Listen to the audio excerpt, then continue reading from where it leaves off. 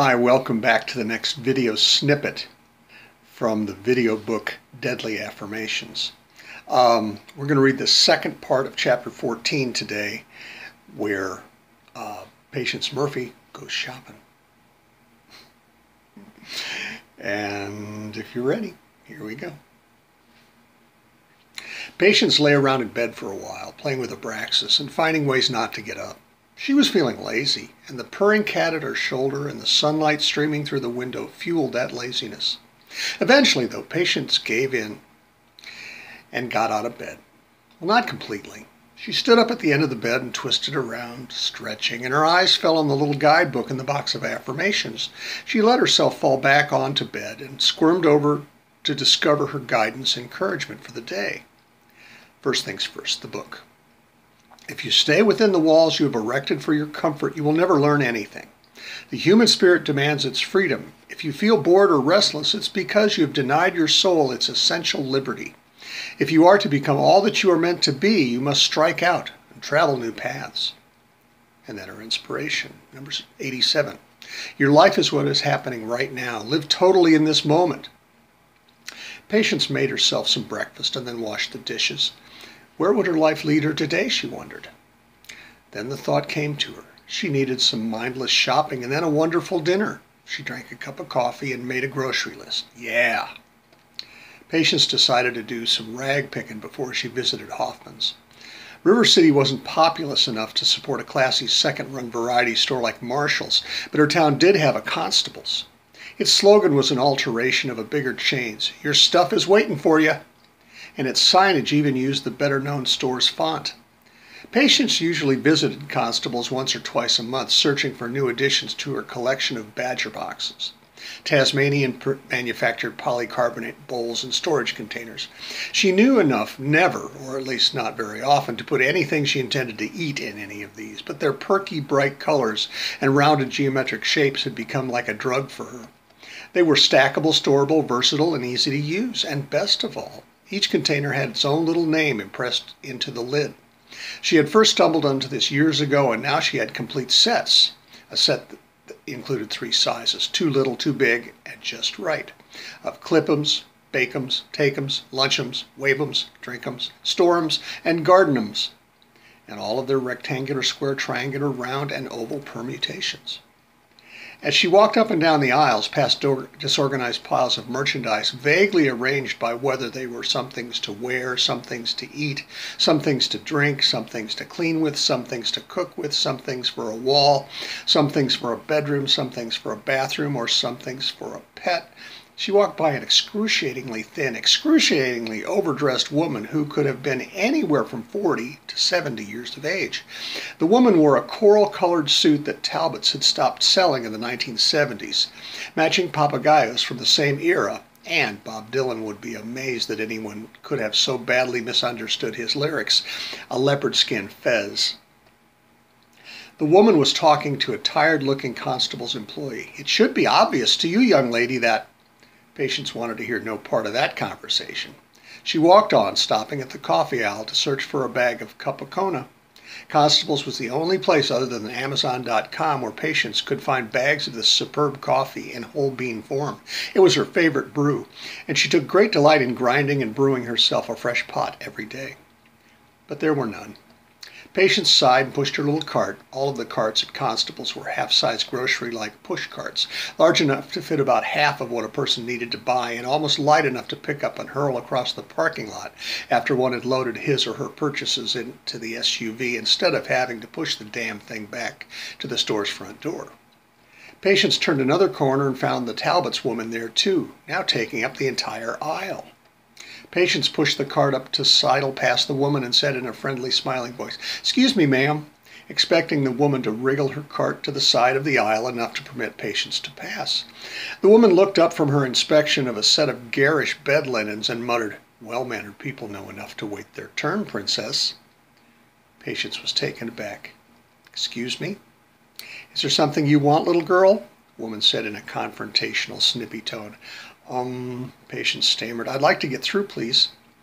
The woman looked Patience up and down, turned to her and said, I am sure that your parents, whoever they might have been, meant to teach you to wait your turn until your betters have finished, Missy.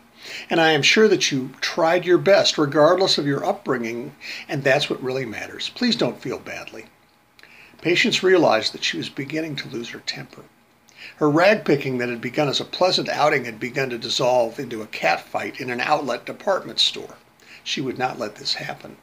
Like the affirmation had told her this morning, she should travel new paths and live the life that was happening now. She turned around and left the aisle the way she had come. As Patience was leaving, the woman said to her back, "Everyone knows young people today have a lot to learn." Patience walked up and down the rest of the store, partly to see what was on the shelves and partly to cool down.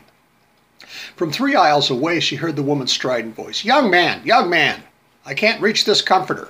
Get it down for me." Patience turned to the annoying voice and saw a short, frail-looking, gray-haired man, much shorter and slighter than the woman who had demanded his assistance, hurrying to help the woman.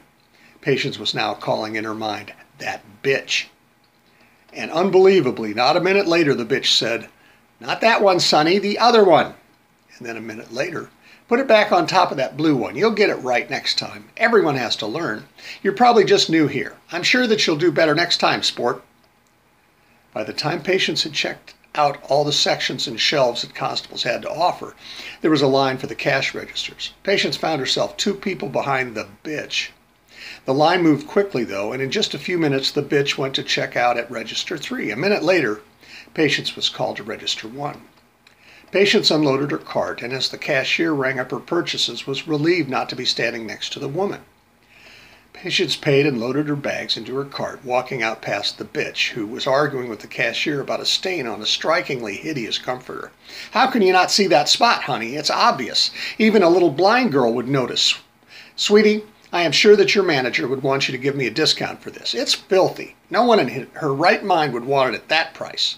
And fumbling in her purse, she found a piece of paper. "And here's a coupon for $10 off. The cashier took the coupon, looked at it, and handed it back to the woman. "This coupon is for Bargain General, ma'am. We can't take that," she said.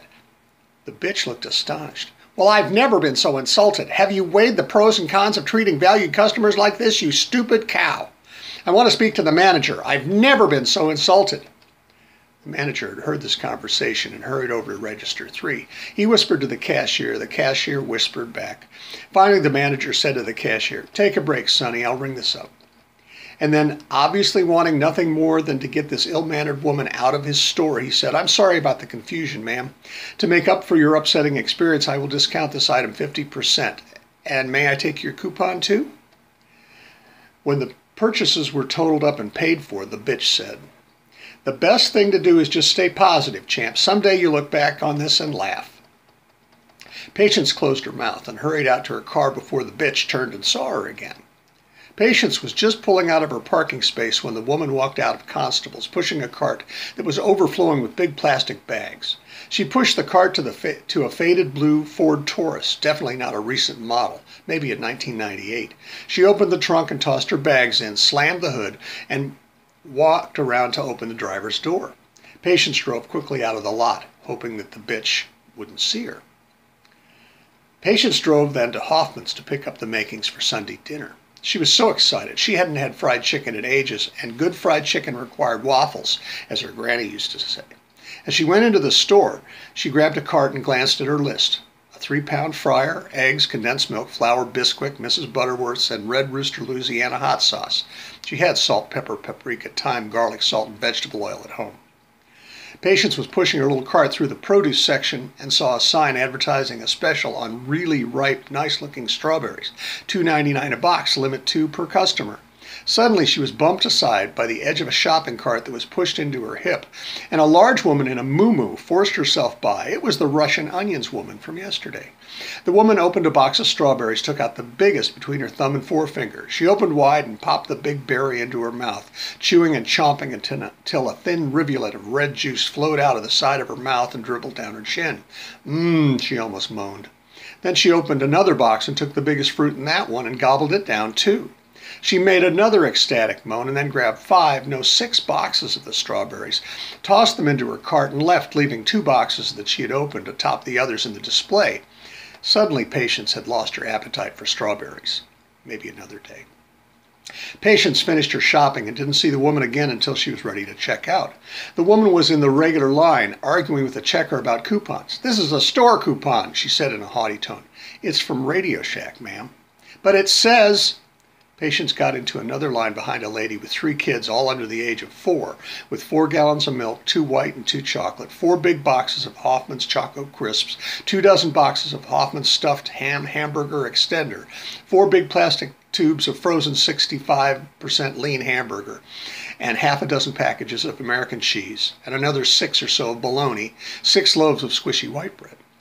2 teenagers with 2 boxes of pizza rolls, a bag of Doritos, a bag of Cheetos, a bag of sriracha-flavored combos, a bag of Funyuns, 2 bags of Famous Amos chocolate chip cookies, a watermelon, a box of blue raspberry Pop-Tarts, and a box of PB&J Pop-Tarts, and a gallon of Ben & Jerry's half-baked ice cream. Patience thought. And a balding, gray-haired man with a ponytail that reached to his belt, wearing jeans, sandals, and a Falcon Northwest t-shirt, with 2 cases of ramen, 2 cases of Mountain Dew, and a huge bottle of Cholula.